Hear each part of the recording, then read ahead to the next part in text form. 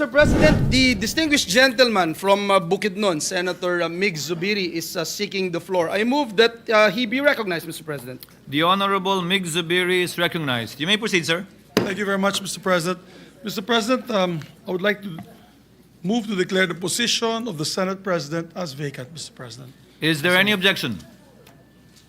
Hearing none, the motion is approved. Chair will suspend session and ask Senator Jingo Estrada to kindly ascend the rostrum and preside over the session. Senate session is suspended.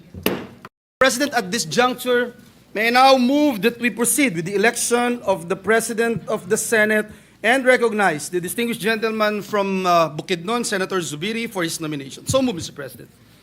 An objection? There being none, motion is approved.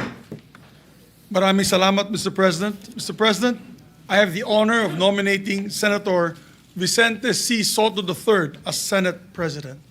We already know him to be a leader of great integrity, as exemplified by his time as Vice Mayor of Quezon City, as Senate Majority Leader, as Senate Minority Leader, and of course, as Senate President.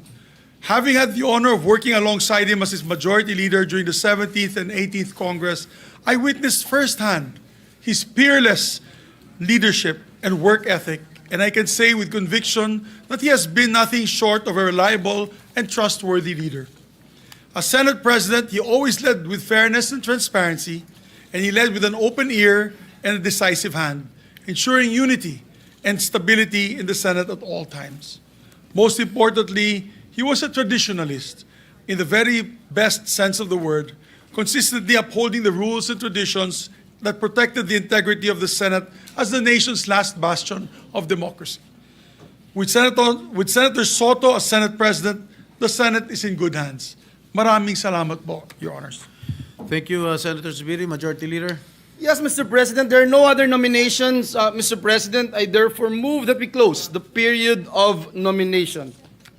So move, Mr. Any President. objection? There being none, the motion is hereby approved.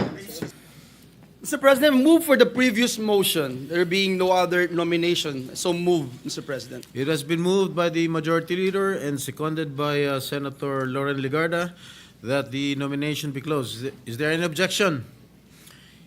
Hearing none, the motion is hereby approved. There being no other nominees for the position, Senator Vicente Sotto, the only nominee for the position of the Senate President, is hereby declared as the newly elected President of the Senate. SINIPA forthwith, the ouster of Chiz Escudero. Now it can be told, the dramatic ouster of Senator Francis Chiz Escudero as Senate President on September 8th was not an overnight maneuver, but the culmination of mounting discontent and strategic maneuvering within the chamber. Even close allies like Marcoleta and several DDS senators were blindsided. Over the weekend, whispers of a coup circulated, but without sufficient numbers, they were dismissed. By mid-morning of September 8th, however, Tito Sotto had already secured at least 13 votes. The decisive turn came when Senator Risa Hontiveros asks permission to Marcoleta to leave the blue ribbon hearing to attend an emergency caucus, where the minority confirmed they had locked in the numbers. Escudero was then confronted with the reality. The votes were against him. To his credit, he agreed to a smooth and peaceful transition. No messy vote, no alternate nominees, no objections. Meanwhile, Marcoleta carried on energetically in the hearing, oblivious that the power balance outside was already shifting. But why did Chiz fall? Political analysis points to three key factors. 1. Tarnished reputation through contractor ties. Escudero's association with flood control contractor Lawrence Lubiano undermined the Senate's credibility. A Senate president cannot remain above scrutiny if shadowed by such connections. 2. Refusal to institutionalize caucuses.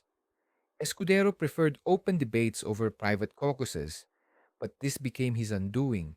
Senators were left blindsided by surprises in hearings, with confusion and clashes playing out in public.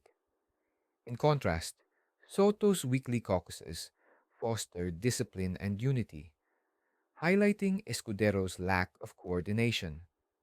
3. The Marcoleta Gamble. Escudero's decision to grant Marcoleta the powerful Blue Ribbon Committee proved fatal. Instead of consolidating alliances, Marcoleta's brash style and dismissive humor alienated colleagues. Senators Tulfo and Estrada openly complained, further eroding trust. Escudero's fate became inseparable from Marcoleta's failings. In the end, Escudero's downfall was not merely engineered by rivals, it was shaped by missteps, miscalculations, and misplaced trust. Lesson: in politics, numbers alone do not secure power. Authority rests on credibility, respect, and trust. Lose them, and the throne collapses. SINIPA forthwith. President. Session is suspended.